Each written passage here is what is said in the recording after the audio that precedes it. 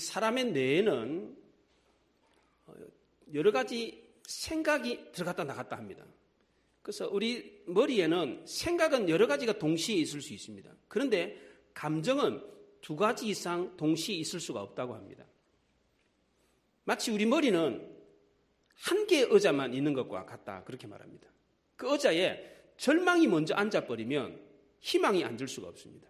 반대로 희망이 먼저 앉으면 절망이 앉을 수가 없습니다. 이것을 의자 하나에는 한 사람만 앉을 수 있다라고 하는 한 의자의 법칙입니다. 차동엽 씨의 희망의 귀환이라고 하는 책에 이 내용이 나옵니다. 희망을 부르면 희망이 온다는 것입니다. 우리의 마음은 의자와 같습니다. 그 마음의 의자에 낙심이 앉아버리면 평화가 올 수가 없습니다. 반대로 평화가 앉으면 낙심이 찾아올 수가 없습니다. 낙심을 몰아내는 방법은 내 마음의 의자에 주님의 평안을 먼저 앉게 하는 것입니다. 그래서 요한복음 14장 27절에 평안을 너희에게 끼쳐노니 곧 나의 평안을 너희에게 주노라. 내가 너희에게 주는 것은 세상이 주는 것과 같지 아니하니라. 너희는 마음에 근심하지도 말고 두려워하지도 말라. 그렇게 말을 했습니다. 지금 여러분의 마음에는, 여러분의 마음의 의자에는 뭐가 앉아 있습니까? 평안입니까? 두려움입니까? 요즘 많은 분들의 마음의 의자에는 뭐가 앉아 있습니까? 두려움과 공포가 앉아 있습니다. 그러니까 평화가 찾아올 수가 없는 것입니다. 오늘 우리가 읽은 성경 본문에 예수님의 제자들의 마음에도 두려움이 가득 차 있었습니다. 배를 타고 갈릴리 호수를 건너가다가 풍랑을 만나가지고 제자들이 두려움에 휩싸였습니다. 왜 제자들에게 예상치 못한 고난이 닥쳐왔습니까? 왜 하나님은 제자들에게 이 고난을 주십니까? 이 고난은 우리를 성숙시킬 수 있는 가장 중요한 도구가 되기 때문에 그렇습니다. 여러분들, 예상치 못한 고난은 있어도 우연히 찾아오는 고난은 없습니다. 그래서 고난에는 반드시 이유와 목적이 있습니다. 그런데 이 고난의 이유와 목적 중에서 어떤 게 더 중요합니까? 고난당하는 이유가 중요합니까? 고난을 주시는 목적이 더 중요합니까? 우리 인간적인 입장에서는, 우리 편의 입장에서는 고난의 목적보다는 고난의 이유가 더 중요한 것 같습니다. 고난을 겪으면 왜 나에게 이런 고난이 왔지? 고난의 이유를 찾으려고 무진장 노력을 합니다. 그런데 하나님의 입장에서는 고난의 이유보다는 고난을 주는 목적이 훨씬 더 중요합니다. 우리의 잘못 때문에 하나님이 고난을 주신다? 이 이유는 하나님께는 의미가 없습니다. 하나님께는 우리에게 고난을 줌으로써 하나님께 얻고자 하는 목적이 훨씬 더 중요한 것입니다. 그렇다면 고난을 당할 때 우리는 어떻게 해야 합니까? 고난을 당할 때 고난의 원인, 고난의 이유를 찾으려고만 해서는 안 되는 것입니다. 왜냐하면 고난은 모두 다 그 이유를 밝히면서 우리에게 찾아오지 않기 때문에 그렇습니다.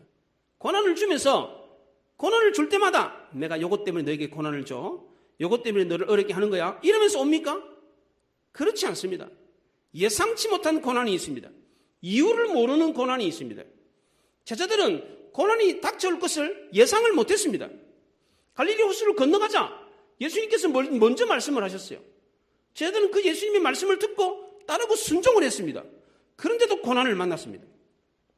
본인의 잘못 때문에 고난을 당하는 경우도 있지만 본인이 잘못을 하지 않았는데도 고난을 겪는 경우가 있습니다. 이유를 알지 못하고 고난을 겪는 경우가 훨씬 더 많습니다. 고난당할 때 우리가 기억해야 될 것은 고난은 꼭 내가 잘못해야만 온다, 그게 아니라는 겁니다. 예수님을 잘 따르고 잘 믿는 사람에게도 고난이 올 수가 있습니다. 근데 이 고난은 아무도 원하지 않습니다. 그렇잖아요? 고난이 유익이라고 그럽니다. 고난이 좋대요. 그런데도 고난아 나에게 와라 이러면서 고난을 기대하고 고대하고 기다리는 사람은 없습니다. 구약 성경에 나오는 욥은 동방의 의인이었습니다. 순전하고 정직하고 죄악에서 떠난 사람이었습니다. 그런 그에게도 고난이 찾아와가지고 하루아침에 재산을 다 잃어버렸습니다. 순식간에 자녀들이 다 죽어버렸습니다. 부인은 자기를 욕하고 떠나가 버렸습니다. 자기 자신도 병을 앓아가지고 고통 가운데 있었습니다. 우리 인생에도 이런 인생의 광풍이 불어닥칠 때가 있습니다. 경제적인 어려움은 그렇게 문제가 되는 게 아닙니다. 돈으로 해결할 수 없는 고난이 훨씬 더 많습니다. 육체의 질병을 얻어가지고 이것을 해결하지 못해서 밤마다 끙끙 앓으며 고통당하는 사람이 얼마나 많은지 모릅니다. 이유를 아는 것보다 고난의 이유를 모르는 경우가 훨씬 더 많습니다. 물론 내가 잘못해서 고난을 겪기도 합니다만 잘못이 없는 경우도 고난을 겪을 수가 있습니다. 그렇기 때문에 우리 주변에 고난을 겪는 사람들을 보면서 우리는 어떻게 해야 됩니까? 정죄해서는 안 됩니다. 제가 잘못해가지고 저렇게 고난을 당하지 이렇게 해서는 안 되는 거예요. 그런데 욥의 친구들은 뭐라 그랬습니까? 욥이 고난 당할 때 너가 뭔가 잘못한 게 있으니까 이런 고난을 당하지. 너 하나님과의 관계가 잘못됐기 때문에 우리가 알지 못하는 너만이 알고 있는 하나님만 알고 있는 죄가 있으니까 그렇게 고난을 당하는 거야. 너 빨리 회개해 그랬어요. 이런 욥이 얼마나 마음이 아팠겠어요. 지금 고난을 당하는데 고난의 이유를 대면서 너 이런 이유가 있으니까 이 고난을 당하는 거야. 이유를 찾아봐. 이렇게 말했을 때 욥은 그 얘기를 들었을 때 얼마나 마음이 아팠겠습니까? 그것은 욥을 위로하는 것이 아니라 욥을 더 아프게 하는 것이었습니다. 물론 고난의 이유를 찾아야 되겠죠. 그러나 대부분의 경우는 고난의 이유를 알 수가 없는 경우가 많습니다. 심지어 하나님이 우리에게 주시는 이 고난의 이유가 우리에게 있는 것이 아니라 하나님께 있는 경우도 있어요. 하나님이 우리에게 고난을 주는 목적이 있습니다. 우리에게 있는 것이 아니라 고난의 이유가 하나님께 있는 경우가 있어요. 그렇기 때문에 우리는 고난당할 때에 고난의 이유를 찾으려고 하기보다는 고난의 목적을 찾으려고 해야 한다는 것입니다. 예수님은 제자들에게 배를 타고 갈릴리 건너편으로 가자 그렇게 말했습니다. 예수님은 갈릴리 건너편 거라사 지방에 한 귀신 들린 사람을 고치기 위해서 가기를 원하셨습니다. 그때 출발했던 시간이 해질녘이었습니다. 그러니까 배를 타고 가다가 해가 져버렸어요. 깜깜한 밤에 지금 노를 젓고 지금 갈릴리 건너편을 가는 거예요. 그럼 제자들은 뭐라고 그러겠어요? 제자들이 노를 지어 가잖아요. 그럼 뭐라 그러겠어요, 예수님한테? 예수님 지금 깜깜한 밤입니다. 지금 날이 어두웠는데, 내일 새벽에 떠나시죠. 이렇게 말을 해야 되잖아요. 근데 성경 어디에도 그렇게 했다는 말이 없어요. 근데 예수님은 배를 타자마자 주무셨어요. 주무신 채로 그냥 건너가자. 그러니까 제자들이 아무 터도 안 달고 그냥 노를 저어서 배를 타고 갈릴리 건너편을 향해 배를 저어 갔어요. 그런데 얼마 안 가서 풍랑을 만났습니다.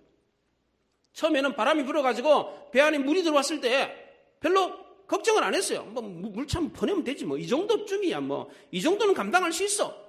근데 시간이 지날수록 배 안으로 밀려드는 물의 양이 너무 많아가지고 감당할 수가 없었어요. 배 안에 물이 가득 찼습니다. 흔들리는 배 안에서 물 퍼내느라고 제자들이 난리법석을 떨었습니다. 밀려드는 물을 감당할 수가 없었습니다. 역부족이었습니다. 퍼내도 계속해서 물이 밀려들기 시작했습니다. 이때 제자들이 이러다가 우리 죽겠다. 다급하게 주무시는 예수님을 깨웠습니다. 예수님 우리 지금 다 죽게 됐습니다. 지금 주무시고 계시면 어떡합니까? 왜 우리를 안 돌보십니까? 불평하고 원망하는 말을 쏟아냈습니다.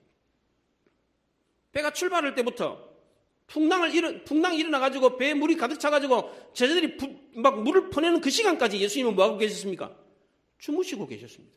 그렇게 바람이 막 세차게 불고 배에 막 물이 차가지고 막 물 퍼내면서 물 퍼내 그러면서 난리가 났는데도 불구하고 예수님은 그때까지도 주무셨어요. 깨울 때까지도 주무시고 계셨어요. 배에는 물이 가득 찼습니다. 제자들의 마음에는 두려움이 가득 찼습니다. 그런데 예수님의 마음에는 평안이 가득 차 있었습니다. 그래서 그때까지 계속해서 잠을 주무셨어요. 잠에서 깨어나신 뒤에 예수님이 뭐라 그럽니까? 풍랑을 꾸짖었어요. 바람아 물개라 잔잔해! 그랬어요. 그랬더니 잔잔해졌어요. 예수님이 잠에서 깨시고 난 뒤에 꾸짖은 것은 풍랑만이 아니었습니다. 제자들도 꾸짖었습니다. 마가와 누가는 풍랑을 먼저 꾸짖고 난 뒤에 그 다음에 제자들을 꾸짖었다 그렇게 기록을 하고 있는데 마태는 제자들을 먼저 꾸짖고 난 뒤에 그 다음에 풍랑을 꾸짖었다 그렇게 말을 합니다. 제자들을 먼저 꾸짖었다는 내용을 강조를 했습니다. 뭐라고 꾸짖었습니까? 예수님이 너희 믿음이 어디 있느냐 이렇게 꾸짖었습니다. 물 퍼내느라고 분주하고 호들갑 떠는 걸 꾸짖은 게 아닙니다. 믿음이 없는 걸 꾸중하셨습니다. 믿음이 없으니까 두려워 떨 수밖에 없었습니다. 예수님은 풍랑 가운데서도 제자들이 믿음으로 반응하기를 원하셨습니다. 제자들은 기적을 보았습니다. 기적의 떡을 먹었습니다. 예수님이 제자들에게 기대했던 믿음은 지식이 아니었습니다. 예수님이 누군가 이러이러한 분이다 이런 정도가 아니었습니다. 그 지식으로 주님을 신뢰하는 것이었습니다. 너희 믿음이 어딨냐? 라고 하는 이 말은 마치 믿음이 없는 것처럼 그렇게 표현합니다. 제자들은 예수님을 믿고 따랐습니다. 그런데 예수님은 제자들에게 너희 믿음이 어딨냐? 그렇게 말합니다. 예수님은 제자들이 믿음을 갖고 있다는 걸 알고 계십니다. 그런데도 이 질문을 하신 것은 왜 풍랑 가운데서도 믿음으로 반응하지 못하느냐? 믿음이 있는데 왜 믿음을 쓰지를 못하느냐? 그 얘기를 하신 겁니다. 믿음은 우리가 성경을 읽을 때나 기도할 때만 필요한 것이 아닙니다. 어려운 가운데 있을 때 더더욱 필요한 것입니다. 그런데 왜 제자들은 이 믿음을 잃어버렸습니까? 예수님에 대한 믿음을 저버리고 풍랑에 휩싸여가지고 풍랑만 쳐다보고 있어요. 풍랑만 겪고 있었기 때문입니다. 이런 우리의 약점을 잘 알고 있기 때문에 성경은 계속해서 우리에게 두려워하지 마라, 담대하라, 내가 너와 함께한다, 이 얘기를 계속해서 하고 있는 것입니다. 믿는 사람과 안 믿는 사람의 차이가 무엇입니까? 믿지 않는 사람은 위기의 때에 죽겠다 그럽니다. 오늘 본문 24절에서도 제자들이 그럽니다. 우리가 죽겠나이다 그랬습니다. 여기 죽겠나이다라는 말을 천천히 했겠어요? 빨리 했겠어요? 죽겠나이다 이렇게 했어요? 죽겠나이다! 죽겠나이다! 이렇겠죠. 예. 이 빨리 하는 죽겠나이다를 천천히 해보십시오. 어떻게 됩니까? 죽겠나이다 이렇게 됩니다. 죽겠나이다. 죽겠나이다를 천천히 하면 죽겠나이다가 돼요. 그래서 믿음의 사람은 인생의 강풍을 만나도 강풍보다 더 크신 주님을 바라보는 거예요. 그 모든 것이 다 죽게 있다는 것입니다. 이것이 바로 믿음으로 반응하는 믿음의 사람인 것입니다. 모든 이름에 뛰어나신 그 이름 앞에 무릎을 꿇으면 인생의 모든 문제가 다 무릎을 꿇게 되어 있습니다. 왜냐하면 예수님은 우리가 겪고 있는 고난보다 훨씬 더 크시기 때문에 그렇습니다. 그러므로 우리는 인생의 문제를 겪을 때에 그 문제에 빠져들지 말고 그 문제보다 더 크신 주님을 바라볼 수 있어야 하는 것입니다. 왜 예수님은 제자들에게 잠에서 깨나가지고 한다는 말이 믿음이 없다고 말씀하십니까? 왜 믿음이 없다는 것을 고정하십니까? 믿음이 곧 세상을 이기기 때문에 그렇습니다. 요한일서 5장 4절과 5절에 무릇 하나님께로부터 난 자마다 세상을 이기느니라. 세상을 이기는 승리는 이것이니 우리의 믿음이니라. 예수께서 하나님의 아들이신 것을 믿는 자가 아니면 세상을 이기는 자가 누구냐 그랬습니다. 예수님이 하나님의 아들이라는 것을 믿는 자가 세상을 이긴다는 것입니다. 그래서 오늘 본문 25절 하반절에 그가 누구에게 바람과 물을 명하여 순종하는가 그랬어요. 예수님이 누구인가를 아는 사람, 그걸 알고 믿는 사람이 세상을 이긴다는 것입니다. 예수님은 이미 그라사 지방으로 가자라고 말할 때에 제자들이 가는 길에 풍랑을 만날 것을 다 알고 계셨습니다. 물이 배 안으로 들어와가지고 제자들이 난리법석을 떨으면서 물 퍼내고 막 두려워 떨 것을 다 알고 계셨습니다. 그런데도 불구하고 예수님은 주무셨습니다. 그 고난과 위기에서 그들을 건져주기 위해서 그 고난의 길로 제자들을 인도하셨어요. 위기의 길로 인도하셨습니다. 그 고난과 위기에서 누가 건져주셨습니까? 예수님입니다. 그 예수님이 지금 누구라는 겁니까? 풍랑을 잔잔케 하는 것을 보여주면서 예수님이 누구라는 겁니까? 하나님의 아들이라는 겁니다. 그 하나님의 아들을 어떻게 하라는 겁니까? 믿으라는 겁니다. 믿으면 그 위기를 이길 수 있다는 것입니다. 이것이 바로 고난과 위기를 주신 하나님의 목적인 것입니다. 이런 고난과 위기를 주신 하나님의 목적을 알려면 우리는 어떻게 해야 됩니까? 첫째는 우리가 연약하다는 사실을 알아야 돼요. 연약한 사람이 누군가를 의지하는 겁니다. 인간은 본래부터 약하다는 것을 알고 있었습니다. 이것이 바로 보호본능입니다. 인간은 보호본능이 있었기 때문에 지금까지 생존할 수 있었던 것입니다. 자기가 약하다는 것을 알기 때문에 그래서 생존할 수 있었다는 겁니다. 우리들 중에 나는 건강하기 때문에 괜찮아, 나는 젊기 때문에 괜찮아, 이렇게 생각해서는 안 된다는 것입니다. 코로나 질병의 사태는 우리 모두가 정말 아무것도 아닌 연약한 존재라는 것을 절감하게 했습니다. 대통령도 마스크 끼고 다녀요. 예. 질병본부의 그 본부장 아줌마만 마스크 안 끼고 나와가지고 담담하게 막 겁도 없이 그렇게 차분하게 말씀하시는 것 같아요. 대한민국의 모든 사람들이 다 겁에 질려 있습니다. 이 연약함을 아는 사람만이 누군가를 의지하게 되어 있습니다. 그 누군가가 무엇입니까? 이 위기의 때에 우리가 의지할 게 뭡니까? 마스크입니까? 손소독제입니까? 건강보조식품입니까? 백신이 있으면 괜찮습니까? 그렇지 않습니다. 우리는 계속해서 이런 위험에 직면하게 될 것입니다. 이 모든 문제 해결자가 누구이십니까? 하나님이시라는 겁니다. 우리가 믿을 것은 오직 하나, 하나님 한 분밖에 없다는 것을 알아야 됩니다. 우리는 이 위기를 하나님을 더 깊이 알아감으로써 그 은혜와 성숙의 기회로 만들어야 되는 것입니다. 이 기회를 통해서 내가 정말 믿음이 있는가? 내가 정말 이런 때 하나님을 의지하는가? 이런 기회로 삼아야 된다는 것입니다. 요나는 요나서 2장 6절에서 내가 산의 뿌리까지 내려갔사오며 땅이 그 빗장으로 나를 오랫도록 막았사오나 나의 하나님 여호와여 주께서 내 생명을 구덩이에서 건지셨나이다 그랬어요.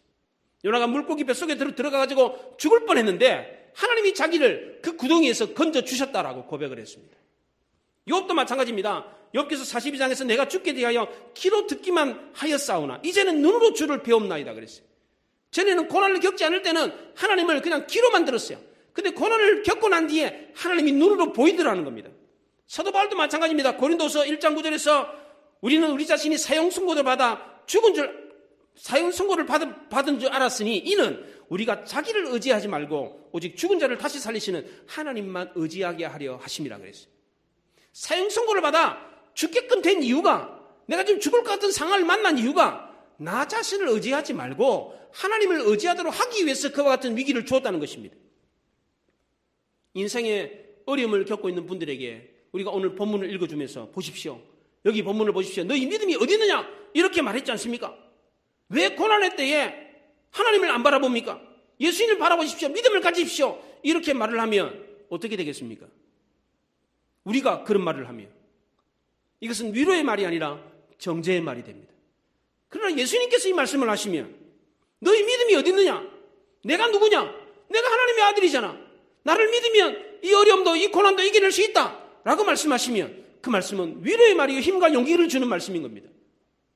비록 저는 부족하지만 하나님 이 시간 저의 입술을 통해서 여러분들에게 이 말씀을 들려주고 계십니다. 그럼 우리는 어떻게 말해야 됩니까? 성도들에게, 고난을 겪고 있는 성도들에게 주님을 바라보십시오라고 격려하는 말을 해야 하는 것입니다. 왜 믿음이 없느냐라고 정죄할 것이 아니라 인생의 강풍을 만나 어려움을 겪고 있는 성도들을 위해서 중보하고 기도해 줘야 하는 것입니다. 이렇게 위기의 때에 믿음으로 반응하는 성도들에게 하나님이 주시는 선물이 있습니다. 그것이 무엇입니까? 바로 평안입니다. 믿음이 있으면 평안할 수 있는 것입니다. 위기의 때 성도는 믿음을 가짐으로 평안을 잃지 말아야 됩니다. 예수님이 인생의 강풍 가운데서 계속해서 주무실 수 있었던 이유가 바로 여기에 있었습니다. 예수님은 자신이 누리고 있는 이 평안을 제자들에게도 주기를 원하셨습니다. 지금 예수님께서 제자들에게 주고자 했던 평안이 어떤 평안입니까? 배가 물결이 잔잔한 가운데 있을 때 평안합니까? 물결이 요동칠 때 평안합니까? 잔잔할 때 평안합니다. 그럼 예수님께서 지금 제자들에게 주고자 하는 평안은 물길이 잔잔할 때 누리는 평안입니까?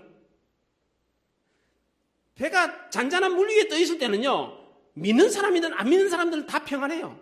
예, 그렇잖아요. 근데 지금 주님께서 우리에게 주시고자 하는 평안은 어떤 평안입니까? 폭풍이 치는 가운데서도, 배가 흔들리는 가운데서도, 죽을 것 같은 위기에서도 평안할 것을 원하는 그 평안을 주기를 원하는 겁니다. 이 평안이 진짜 평안이라는 거예요. 그 강풍 가운데서도 평안할 수 있는 평안, 이 평안을 지금 우리에게 주기를 원하십니다. 이거를 주실 수 있다는 거예요. 그 증거가 뭡니까? 예수님이 그 가운데서도 주무셨다는 거예요. 예수님이 육체적으로 주무셨지만 영적으로는 평안한 가운데 계셨습니다. 이 평안을 지금 우리에게도 주기를 원하십니다. 모든 사람들이 다 코로나 바이러스로 다 두려워 떨고 있는 강풍에 휩싸여서 두려워 떨고 이 가운데서도 그 평안을 누릴 수 있다라고 말씀하십니다. 오늘 본문에서 주님은 바다만 보고 바다에게만 잔잔하라 그렇게 말씀하신 게 아니에요. 우리 마음에 일고 있는 파도에게도 잔잔하라 그렇게 말씀하고 있는 것입니다. 우리 인생은 고난의 연속입니다. 고난을 만날 때에 우리 인생에도 파도가 일어요. 광풍이 일어요. 지금 예수님께서 바다에게만, 바다 물결에게만 잔잔하라 그렇게 꾸중하신 게 아니고 우리 마음속에 있는 파도를 향해서도 잔잔하라! 그렇게 말씀하고 계십니다. 내가 선택하지 않아도, 내가 예수를 잘 믿어도 이유를 없이 고난을 당하는 경우가 있습니다. 이런 때 왜 우리에게 고난을 주십니까? 고난의 이유를 알려고 하기보다는 고난의 목적을 알려고 해야 된다는 것입니다. 고난을 곱씹으면서, 고난을 묵상하면서 고난 속에 파묻혀 있기보다는 그 고난 속에서 믿음으로 반응하고 믿음으로 주는 그 평안을 갖기를 원하신다는 겁니다. 이스라엘 백성들이 홍해가 갈라졌을 때, 그 홍해에 갈라진 길을 지날 때에 어떻게 했습니까? 수족관처럼 양쪽에 물벽이 섰어요. 바다가 갈라졌으니까. 그 수족관 양쪽에 있는 수족관을 지나면서 어떤 사람들은 두려워 떨면서 이 물이 쏟아지면 어떡하나? 두려워 떨면서 막 불안해하면서 그 길을 지난 사람이 있었을 것이고, 또 어떤 사람은 그 수족관 같이 양쪽에 물벽이, 거대한 물벽이 서 있는데 그 사이를 지나면서 평안한 가운데 기쁨으로 그 길을 지나는 사람이 있었을 것입니다. 똑같은 믿음의 길을 가는데 어떤 사람은 두려워 떨면서 그 길을 가고 어떤 사람은 평안한 가운데 기쁨으로 그 길을 지나갔습니다. 주님은 우리가 이 믿음의 길을 어떻게 가기를 원하십니까? 평안한 가운데 가기를 원하십니다. 그 평안이 어디 있다는 것입니까? 우리 마음 깊은 곳에 주님을 믿는 신뢰에 있다는 것입니다. 고정희 씨의 상한 영혼을 위하여라고 하는 시가 있습니다. 이 시의 내용이 이렇습니다. 상한 갈 때라도 하늘 아래선 한 계절 넉넉히 흔들리거니 뿌리 깊으면야 밑둥 잘리어도 새수는 돋거니 충분히 흔들리자 상한 영혼이여 충분히 흔들리며 고통에게로 가자.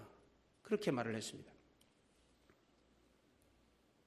상한 갈대가, 하늘 아래 상한 갈대가 한 계절 흔들리지만 뿌리가 깊으면 그 밑둥이 잘린다고 할지라도 새순이 돋아나기 때문에 괜찮다는 거예요. 그래서 충분히 흔들리면서 오히려 고통으로 향하자. 그렇게 말을 하고 있습니다.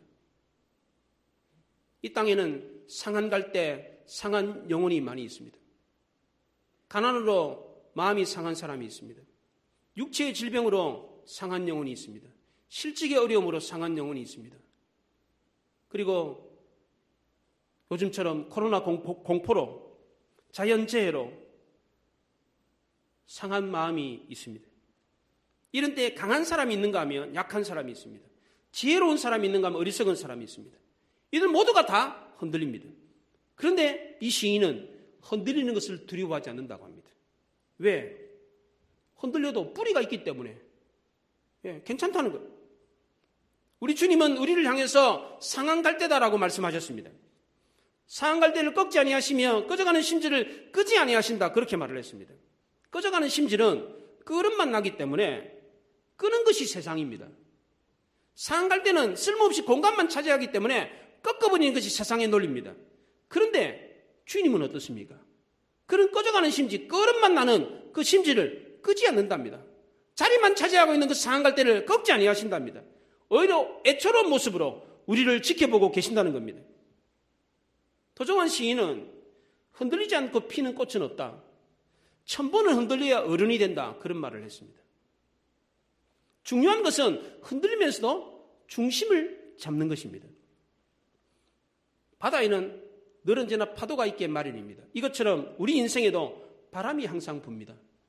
그렇기 때문에 바람이 흔들리는 법을 배워야 돼요. 바람아 오지 마라, 파도야 치지 마라, 그렇게 할 게 아니고 늘 언제나 바람과 파도가 치니까 이 가운데서도 흔들리는 법을 배워야 돼요. 갈 때는 바람 타는 법을 압니다. 바람 부는 대로 흔들립니다. 갈 때는 자신의 속을 비우고 바람을 담아 춤을 추며 흔들립니다. 흔들리긴 하지만 뿌리가 있기 때문에 뽑히지 않습니다. 이것이 바로 바람을 맞이하는 방법입니다. 오뚜기가 넘어졌다가도 다시 일어서는 이유는 아래에 무거운 추를 담고 있기 때문에 그렇습니다. 배가 바람에 흔들려도 다시 균형을 잡는 이유는 그 밑바닥에 바닥짐을 깔고 있기 때문에 그렇습니다. 그래서 큰 배들은 그 배 밑에 이 바닷물을 물을 이렇게 담고 다닌답니다.